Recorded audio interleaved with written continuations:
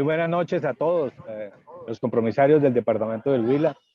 Como estamos volviendo a lo costumbre todos los jueves a esta misma hora, queremos vernos para tratar algún tema de actualidad para nuestro departamento. Entre tanto, se siguen conectando nuestros amigos de todo el departamento, de la ciudad de Neiva, de La Plata, de Pitalito. Aprovecho para saludar a nuestros amigos de Santa María, los concejales amigos, que seguramente estarán al tanto de lo que vamos a hablar esta noche. Esta noche tenemos un invitadísimo especial, al doctor Aldemar Macías. Muy buenas noches, doctor Aldemar. Buenas noches, nuestro amigo popular Tato. Muy amable, hermano, por la invitación. El doctor Aldemar Macías, sociólogo, maestro de maestros, decano de la participación ciudadana, decano de cómo las comunidades se pueden interrelacionar con sus gobiernos. Muchas gracias realmente, Aldemar, por venir esta noche a acompañarnos a tratar este tema tan importante en estos momentos en nuestro país. Muchas gracias, muy agradecido realmente, doctor Aldemar. Bueno, pues un placer. Estamos en la parte del oriente alto de Neiva, un sector popular, la Comuna 10, porque ahora la comunidad va a hacer una asamblea de vecinos, porque van a hablar del paro, van a hablar de la vida, van a hablar de la solidaridad y cómo tenemos que construir procesos de participación. Doctor Aldemarco, estamos en este momento en el set exterior en el Parque Metropolitano de la Comuna 10. Les puse un momento para que vieran cómo se está viendo en este momento la gente haciendo deporte. Doctor Aldemar, estamos en unos momentos supremamente importantes en nuestro país. Estas marchas, este clamor de la sociedad, ¿cómo lo ve usted? ¿Qué percepción tiene usted de este clamor de la sociedad hacia el gobierno? Sí, mi hermano, mira, lo que pasó el 28 de abril alrededor del tema de la reforma tributaria, esto fue el florero de Llorente. Eso fue lo que destapó todo un proceso que se venía acumulando de indignación de la gente, ¿sí? Se venía acumulando todo un malestar social que venía durante toda la última década, ¿no? Esto no es una cosa del año pasado, sino que ya, por ejemplo, en Colombia en el 2011, los jóvenes universitarios se tomaron las calles y las plazas públicas de todas las ciudades colombianas. Cuando el gobierno intentó hacer una reforma universitaria, los muchachos le pararon esa reforma al presidente Santos de esa época. Y los jóvenes nos dieron una lección de tomarse en las calles, movilización, todos unos carnavales por la vida, por la defensa de la educación pública, y lograron ese hecho tan impresionante.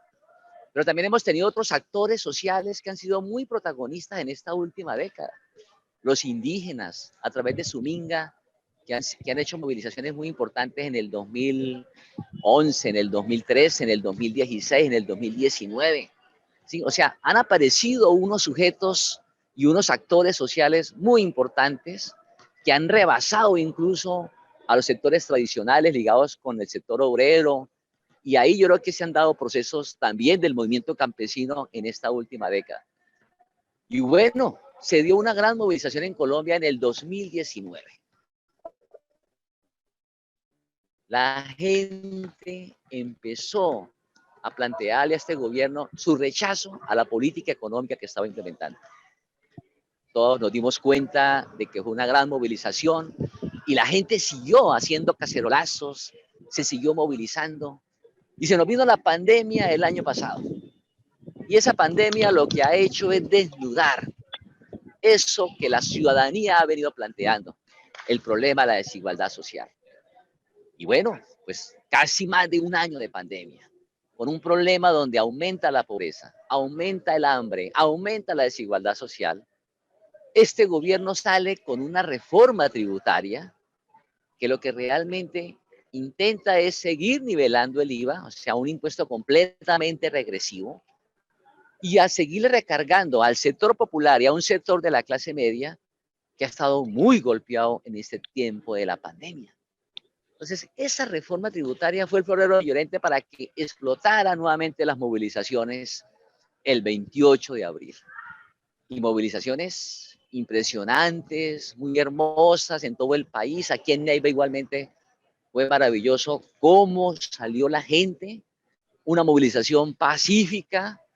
Pues desafortunadamente ocurrieron algunos hechos muy marginales de vandalismo en la ciudad, pero fue una gran movilización que se dio el 29 de abril. Pero lo que más sorprende es que la gente siguió. O sea, el paro no paró. La gente se siguió moviendo con cacerolazos. Al otro día volvió a salir y un protagonismo nuevamente muy importante de los jóvenes. Y Profesor, no solamente. Sí, profesor Carlos. Aldemar, le pregunto, toda esta visión que usted nos acaba de dar, que nos está dando con relación a los hechos que han pasado en las últimas semanas en nuestro país, en nuestra región, esos espacios de participación ciudadana, esos espacios de expresión ciudadana, ¿qué opinión le merecen a usted? ¿Qué nos puede decir con relación a esos espacios? ¿Se están usando eficientemente? ¿La legislación se presta? ¿La normatividad se presta? ¿Qué visión tiene usted de esos espacios, doctor Aldemar? Sí, mire, la nueva constitución política del 91 abrió muchas posibilidades de mecanismos de participación ciudadana. O sea, además del ejercicio del voto, que es un ejercicio muy importante para uno escoger los gobernantes, también se reglamentó la consulta popular, las iniciativas legislativas, los referendos, los cabildos populares, los cabildos abiertos. O sea, sí había un menú muy importante de mecanismos de participación.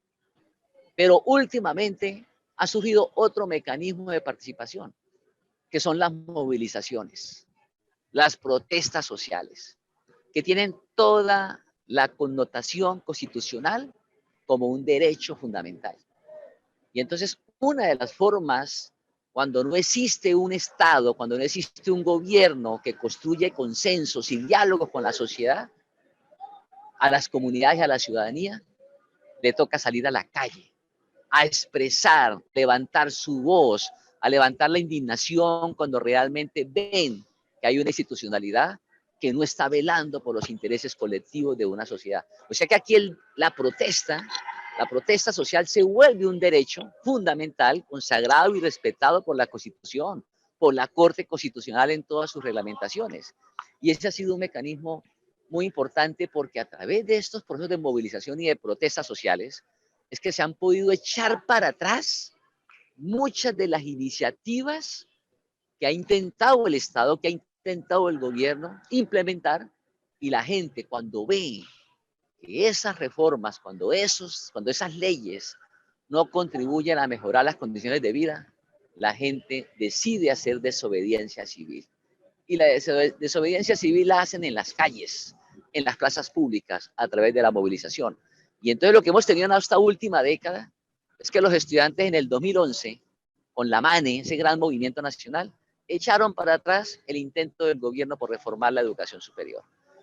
Y ahora lo que hemos visto es que esta movilización de este año echó para atrás el intento del gobierno de esta reforma tributaria que no respondía realmente a las prioridades y a las necesidades que está pasando en estos momentos el pueblo colombiano. O sea, cómo Profesor la Aldemar, protesta... Sí. yo le acoto, yo le pregunto, ¿por qué, en qué momento, cuál es esa delgada línea de la movilización ciudadana en la cual desemboca en actos de vandalismo? ¿Qué pasa ahí sociológicamente hablando? ¿Qué le pasa al ser humano? ¿Por qué se va hacia el lado del vandalismo, pudiendo ejercer una protesta efectiva y que están las herramientas en este momento en la jurisdicción colombiana? ¿Qué pasa ahí, doctor Aldemar? Sí, comentaba ahorita que cuando la sociedad ve que el Estado no protege sus derechos, se generan esos tipos de levantamiento social y de protesta social. Y lamentablemente también terminan muchas veces en hechos de violencia social. Y esto no es un caso solamente aquí de Colombia, lo vimos el año antepasado en Chile. Chile estuvo 15 días paralizado, ardió Santiago de Chile y muchas ciudades y los muchachos y muchos sectores fueron sobre alguna infraestructura básica de la ciudad. Hace 4 años, ardió París. París, que es la ciudad donde fue la cuna de la Revolución Francesa, de los derechos humanos. París también ardió. La gente quemó muchos sitios de París. O sea, es lamentable y eso nunca lo vamos a compartir porque siempre estamos por una apuesta de movilización pacífica, pero lamentablemente hay sectores mucho más radicales que dicen que la única manera de ser escuchados por el Estado es que tiene que acudirse a hechos de violencia o a hechos de vandalismo. Esa es una interpretación que es muy debatible de seres humanos. Postura de ciertos sectores que desde luego son minoritarios, que buscan a provocar, a hacer daño, a deteriorar muchas veces los bienes públicos que ha construido una sociedad, porque la teoría para ellos es que solamente en la medida que exista el choque, que exista la confrontación, que se genere un poco como la violencia, son como las maneras de ser escuchados. Porque dicen que solamente a través de la marcha o la movilización muchas veces no son escuchados. Pero yo creo que sigo insistiendo de que la movilización pacífica se convierte en una de las herramientas más importantes para que la ciudadanía siga defendiendo y protegiendo sus derechos. Profesor Aldemar, ¿usted qué cree que en qué va a desembocar estos movimientos ciudadanos en este momento en Colombia? ¿Habrán reformas estructurales realmente las que necesita el país, las que a mi criterio necesita el país? ¿O seguiremos de protesta en protesta y empezarán a dividir las personas que marchan, que es uno de los, es la usanza, es lo que siempre hacen los gobernantes, empezar a dividir a las personas que están marchando o que están protestando para empezar a debilitar la protesta social?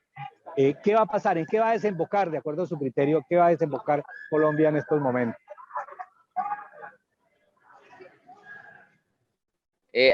Ha sido lamentable el tipo de gobierno que en el 2019 no quiso escuchar a los estudiantes, que fueron uno de los actores más importantes de las movilizaciones hace 2 años. La minga indígena fue a Bogotá el año pasado y tampoco la quiso escuchar. O sea, hemos tenido una autoridad, un gobierno completamente desplicente con la gente, ¿sí? Completamente arrogante, que no ha atendido los canales de diálogo y de comunicación con la sociedad colombiana. Y eso ha sido muy lamentable porque esto que estamos viviendo hoy en día es porque se han venido acumulando todos esos malestares. Y para rematar sale con esta reforma tributaria completamente perversa y pues eso realmente fue lo que rebosó la copa y es cuando la gente decide salir. Este gobierno ha tenido ya una historia de más de 2 años, no le queda sino 1 año y medio en el poder, de ser completamente sordo a las peticiones de la ciudadanía. Y por eso lo que yo creo es que este gobierno le está apostando es al desgaste de estas movilizaciones, ¿sí? Va a montar algunas mesas de trabajo, ya vinieron algunos delegados a las regiones, aquí en el Huila tuvimos al ministro de Agricultura hablando con voceros de los diferentes taponamientos que hemos tenido en el departamento. Pero este gobierno, la lógica a la que está jugando es que progresivamente ya haya un desgaste, un agotamiento en las movilizaciones. Se va a tratar de comprometer con algunas cosas muy mínimas y yo creo que no le va a apostar a unas reformas estructurales, que es lo que la sociedad siempre ha venido planteando. Por ejemplo, se le ha dicho, derogue la reforma tributaria que hizo en el 2019. ¿Qué fue lo que hizo? Porque sencillamente hizo exoneraciones a los grandes capitales económicos, sector financiero, sector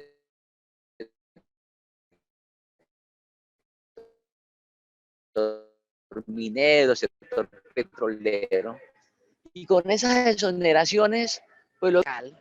Y eso es lo que muchos economistas forman que hizo en el 2019. Y ya antes, y lo otro que le han dicho economistas muy serios, ¿por qué no aumenta el impuesto a los grandes capitales, a las personas que son ricas en este país?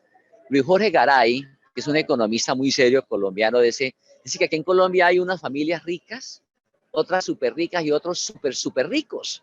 Y que si el gobierno les aumenta la tasa, el impuesto, ¿cierto? a todos estos capitales, vamos a tener unos recursos suficientes para que podamos mitigar esta problemática que estamos viendo en tiempos de pandemia. También se le ha dicho que trate de renegociar la deuda externa, lo que está haciendo Argentina, lo que está haciendo Uruguay, lo que está haciendo Bolivia, porque si renegocia deuda externa, pues va a poder liberar recursos para reactivación económica, para empleo, para salud, para educación. O sea, este es un gobierno lamentable que es muy proclive a estas bancas internacionales y no se ha sentado para renegociar deuda externa. Y esto es un tema que lo han venido planteando las Naciones Unidas, lo han venido planteando hasta el mismo Papa Francisco, ¿sí? Llegó la hora de pensar en renegociar la deuda externa. Incluso algunos hablan de que debería de condonarse la deuda externa para estos países llamados de la periferia como una forma de reparación histórica por todo este colonialismo que hemos vivido. ¿Sí? O sea que aquí yo creo que son muchas alternativas a nivel económico que se puede hacer para que pudiéramos tener una renta básica para 7 millones de familias que se han empobrecido, ¿sí? Para microempresarios que han quebrado y una renta básica de emergencia, un salario mínimo a jóvenes, a mujeres, a microempresarios, a familias de sectores populares, urbanos y rurales que realmente han padecido con mucho más crueldad esta pandemia. Y entonces yo creo que hay salidas, hay alternativas, pero a este gobierno le ha faltado generosidad, le ha faltado grandeza para convocar a toda la nación, al sector productivo, al sector empresarial, ¿cierto? Para que tratemos de apostarle realmente a un modelo mucho más solidario, porque se trata de eso. Quienes más tienen, pues tributen más, que eso es algo que este año y desmontó todas las exoneraciones tributarias que había hecho Donald Trump. Porque yo creo que esas son las cosas de justicia tributaria que toca buscar. Profesor Aldemar, valiosísimo esa anotación suya, pero vamos yendo más allá en el contexto latinoamericano.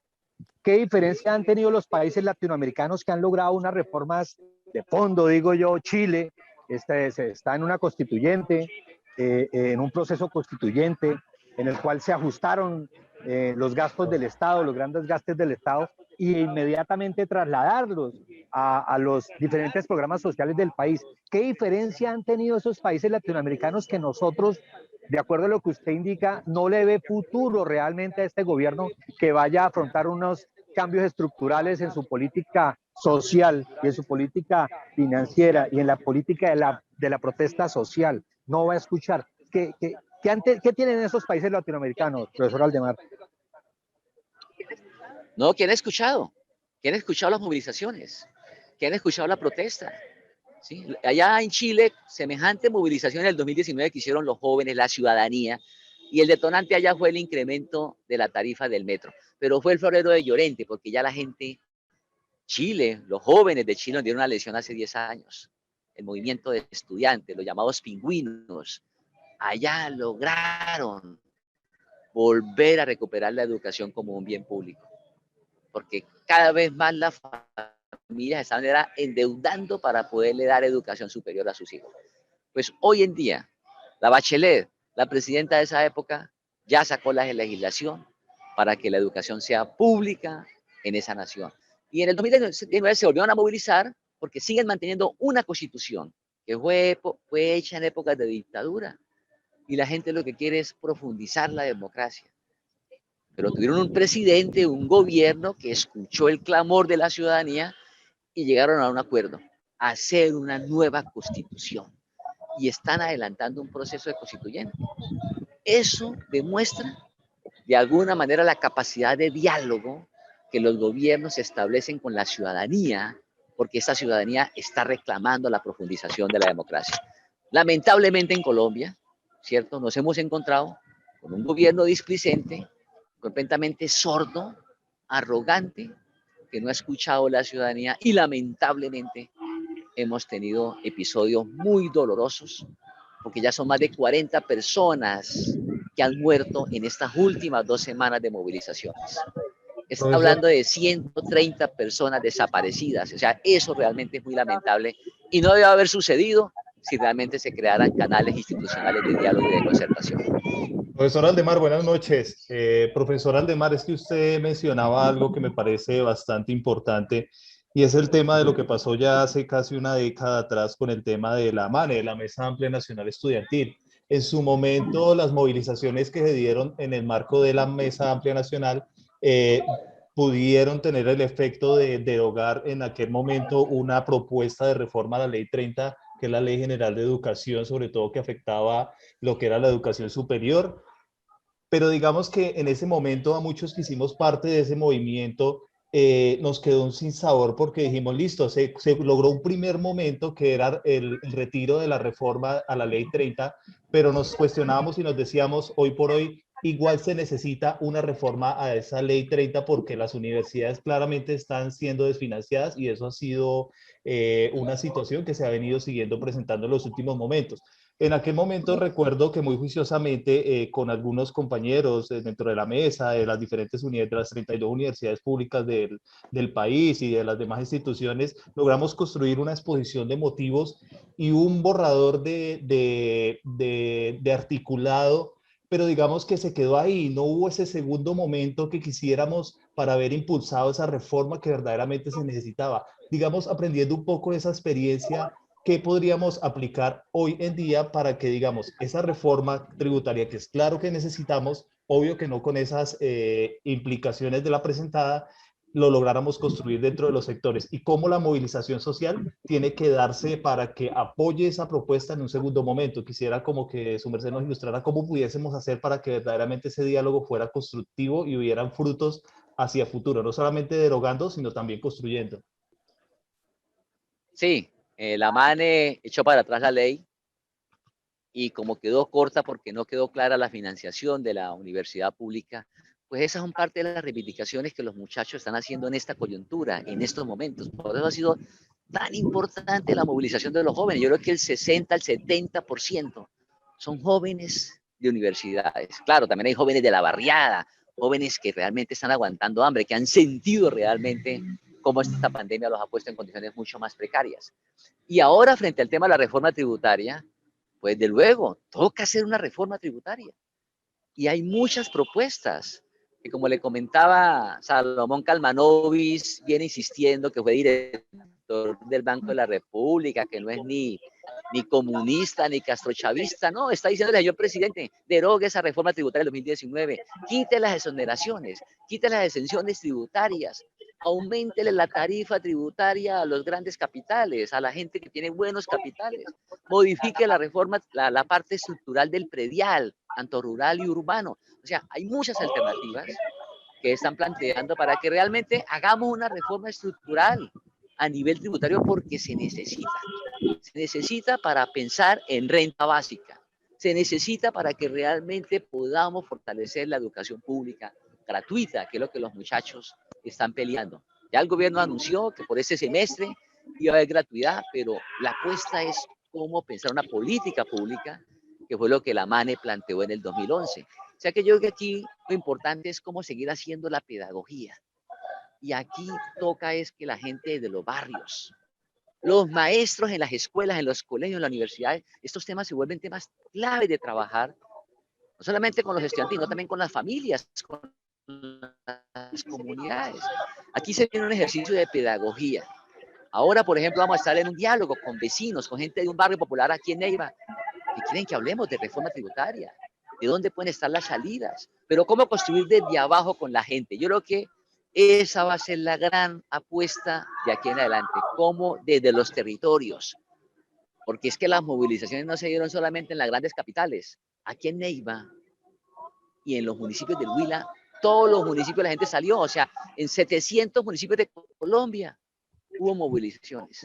O sea que aquí se ve la necesidad para que de los territorios las comunidades vuelvan otra vez a sentarse para hablar qué significa la vida, la solidaridad, la dignidad del ser humano, cómo vamos a proteger los bienes comunes, cómo vamos a proteger nuestros territorios, nuestros recursos naturales. Y tienen que ser mesas de diálogo donde estén los maestros, los líderes sociales que puede cumplir la iglesia, si realmente podemos articular procesos con los jóvenes, con las mujeres, con el movimiento indígena, el movimiento campesino. O sea que aquí se debe venir la construcción de planes de vida desde los territorios. Y eso tiene que venir desde abajo, con la gente, porque aquí nos hemos dado cuenta que desde arriba no va a ser fácil cuando tenemos sobre todo unas élites que han sido completamente mezquinas al clamor ciudadano, a pensarnos una sociedad más solidaria y más justa. Profesor Aldemar, ya para terminar, tiempo es corto, ya para terminar, en el nivel local, en el nivel regional, la sociedad huilense es una sociedad participativa, los opitas, los aipunos, los de Santa María Huila, los de La Plata, son una sociedad que realmente protesta, es una sociedad que se mueve en masa cuando siente que su gobierno no está cumpliendo las expectativas. ¿Qué opinión le merece? Sino aquí en el Huila hemos tenido experiencias históricas muy importantes. Por ejemplo, el movimiento campesino. En los años 70, cuando Carlos Lleras Restrepo promueve la reforma agraria y crea el INCORA, ¿sí? Nace la Asociación Nacional de Usuarios Campesinos. Y el Huila fue el segundo departamento a nivel nacional, después de Córdoba, donde más movilizaciones se hicieron de campesinos y tomas de tierras presionando por la reforma agraria. O sea, eso fue años 70, 71, 72. Y eso, el protagonismo fue del movimiento campesino. A finales de los 70, el paro cívico que se dio en el 77, Neiva fue protagonista. Todas las noticias en los barrios, en los municipios, la gente se movió en ese paro que hubo en el 77. En los años 90, los campesinos del Huila bloquearon y pararon el departamento e hicieron posible una ley que fue la que creó el Fondo de Solidaridad Agropecuario. O sea, los huilenses lograron una ley para todo el país para ayudar a refinanciar las deudas que tenían los campesinos con el Banco Agrario, con el Banco Cafetero, en esa época se llamaba, y que estaban a punto de perder sus fincas cuando la crisis cafetera y todas las consecuencias que generó la apertura económica en los años 90. Y eso es producto en el Huila. O sea, aquí hemos tenido, y si miramos la historia de muchos barrios de Neiva, Tato, la historia del barrio Las Palmas, aquí donde estamos, esta gente hizo posible su barrio, hizo posible los servicios públicos, porque se movilizaron luchando por los servicios públicos en el barrio surorientales. O sea, hemos tenido experiencias de movilización, de participación ciudadana. ¿Sí? La coyuntura de la constituyente en el año 90-91 generó ejercicios muy importantes. Y bueno, aquí también la MANE, los jóvenes en el año 2011 jugaron un papel muy importante. Los jóvenes de los colegios en el 2019 se tomaron aquí las calles y la plaza de Neiva a esa gran jornada ambiental, a esa gran huelga escolar mundial que se hizo en el 2019. O sea, aquí hay una cultura de alguna manera de movilización, de participación, sino que han sido ciclos durante algunas décadas, pero siempre ha sido la actitud y la disposición. Ahora, ¿qué toca seguir haciendo? Educación ciudadana, pedagogía ciudadana, para que la gente realmente sepa sus derechos, pero también sus responsabilidades, para que podamos construir mejores bienes comunes y mejores bienes públicos para una sociedad más justa y más solidaria. Profesor Aldemar, muy valiosos sus aportes y sus apreciaciones con relación a un tema de tanta relevancia. No resta más sino agradecerle su tiempo, su acompañamiento en esta noche con todos los compromisarios del departamento del Huila y a toda la ciudadanía que se conecta a través de nuestras redes sociales. Muchas gracias, profesor Aldemar. Bueno, Tato, pues igualmente muy amable por la invitación y un abrazo especial a todas las personas que se conectaron y sigamos construyendo desde abajo con la gente y de los territorios. Todos los municipios tienen que ir pensando en un plan de vida comunitario, social, a mediano y largo plazo, que siente las bases para que realmente podamos sacar adelante las reformas estructurales que necesita este país. Muchas gracias, profesor Aldemar, por su tiempo. Nuevamente, pues agradeciéndole y esperamos que podamos contar en muchísimos más espacios con su gran concepto en todos estos temas de interés. Muchas gracias, profesor. Muchas gracias en nombre de todo el equipo. Igualmente. Y seguimos en contacto, profe. Un abrazo. Ofrecerle a las personas que nos siguen excusas, hemos tenido problemas con una de las cámaras. Nos vemos dentro de 8 días con otro personaje invitado y con otro tema de mucha actualidad. Chao.